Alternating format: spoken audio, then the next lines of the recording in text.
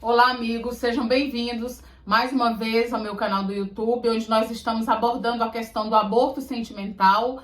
Estamos analisando a obra de minha autoria sobre o assunto. Nós estamos no quarto e último capítulo do livro, onde nós iremos tratar agora acerca dos conflitos fundamentais dos direitos envolvidos na questão do aborto sentimental.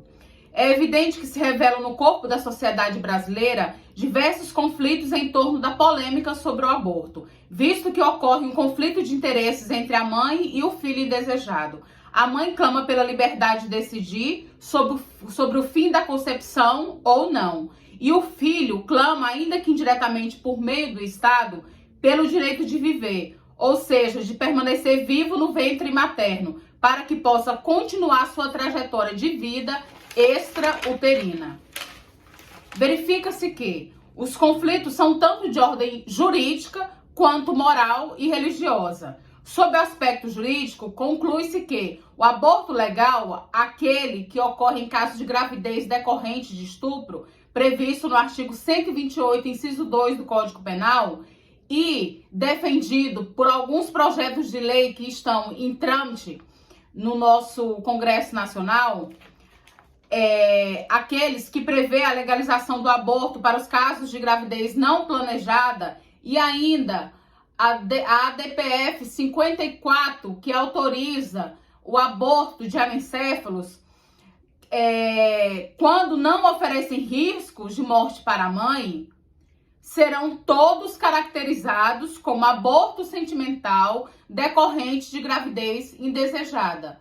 Ou seja, o aborto sentimental são aqueles casos em que a mãe não deseja ter a criança, como no caso de estupro, como no caso de uma gravidez não planejada e como no caso de fetos anencéfalos. Entretanto, se comprovado por atestado médico que a gravidez oferece risco de morte para a mãe, neste caso não será aborto sentimental, e sim um aborto necessário previsto no artigo 128, inciso 1 do Código Penal. Condenando o aborto eugênico, leciona Pereira: também é falso que a mãe sentirá repugnância pelo filho deficiente ao nascer. É próprio do amor materno compadecer-se daquele que está desfigurado pela doença e ameaçado de morte iminente. Ao contrário, se a gestante pressionada por outros que lhe dizem que seu filho é uma coisa ou monstro, acaba consentindo no aborto e carregará pelo resto da vida o terrível quadro clínico conhecido como síndrome pós-parto, que inclui depressão, medo, choro, remorso, tendência ao suicídio e outras coisas mais, como nós vimos anteriormente, né? Ou seja, a anulação da psique da mulher. E ainda há quem diga que o aborto é uma bandeira feminina, com todo esse quadro clínico que gira em torno do aborto sentimental. O corpo feminista brasileiro e mundial levanta o direito ao aborto como uma bandeira. Favorável à legalização do aborto, nós temos a feminista Danda Prado, que defende que o aborto é uma das maneiras de evitar um nascimento não desejado e, evidentemente, só se recorre a ele quando a gravidez não pode ser evitada. Ora, a consequência da proibição do aborto é suprimir um dos meios de evitar os nascimentos não desejados. Quer dizer, limitar a possibilidade para as mulheres de controlar sua reprodução e, portanto, de serem donas do seu próprio corpo, de seu destino. No mesmo sentido, favorável à legalização, Oliveira defende que a maternidade é um direito fundamental de cidadania. Portanto, a mulher deve ser apoiada pelo Estado em sua decisão de ter ou não uma prole. A legalização do aborto apenas possibilita a ela fazer sua escolha sem apelar para a desobediência civil, no exercício do direito de decidir sobre o próprio corpo. O parasitismo do embrião, olha bem como é colocado. O parasitismo do embrião, ou seja, do feto, no corpo da mulher, quando ela não deseja, não é moralmente aceitável.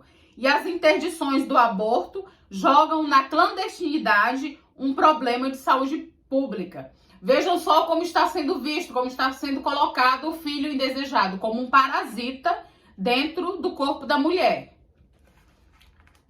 Mejia reconhece a existência de colisão entre a vida e a liberdade, afirmando a seguinte questão.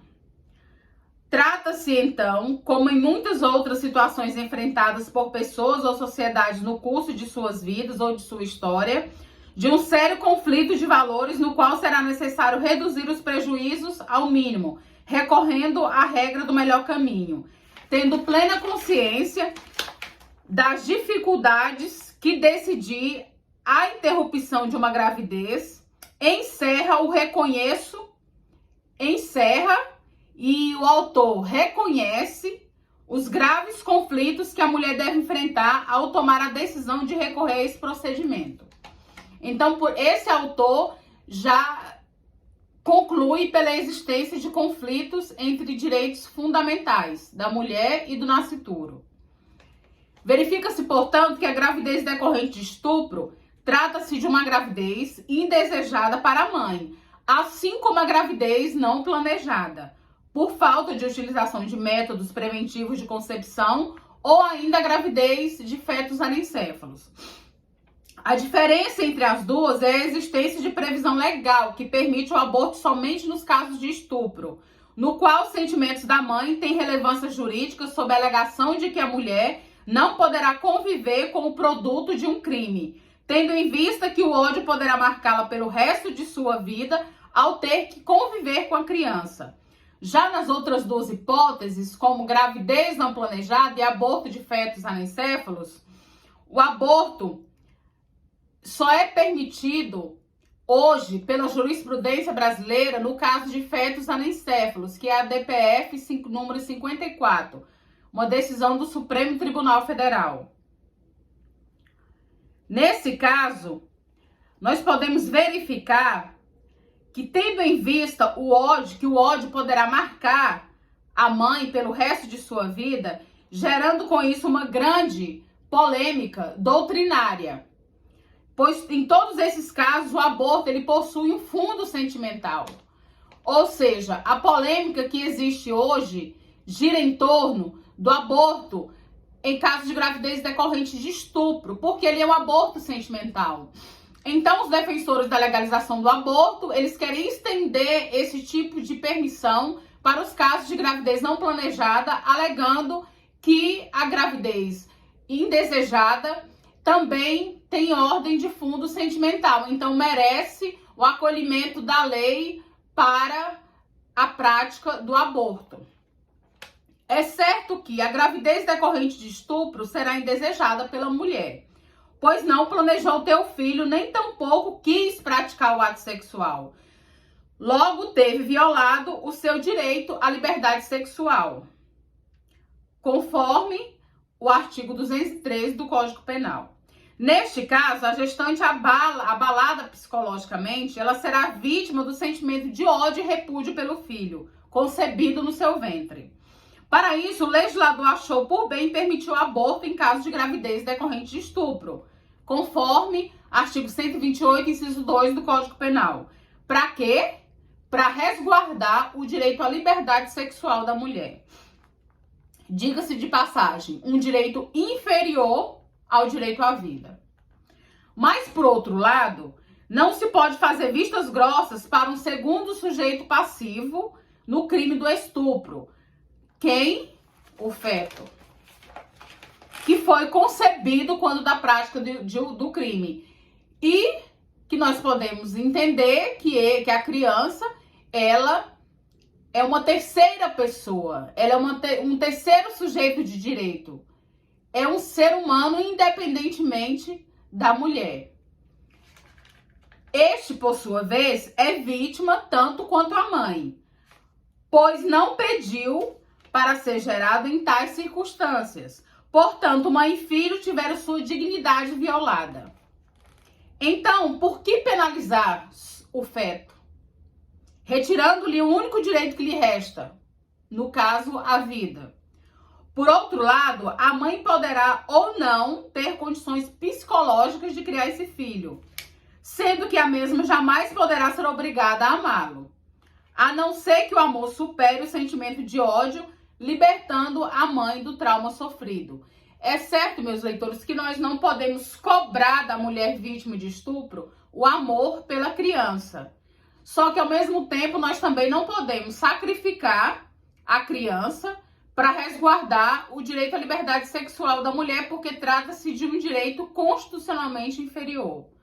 Vamos agora para as conclusões finais do livro no próximo capítulo. Muito obrigada!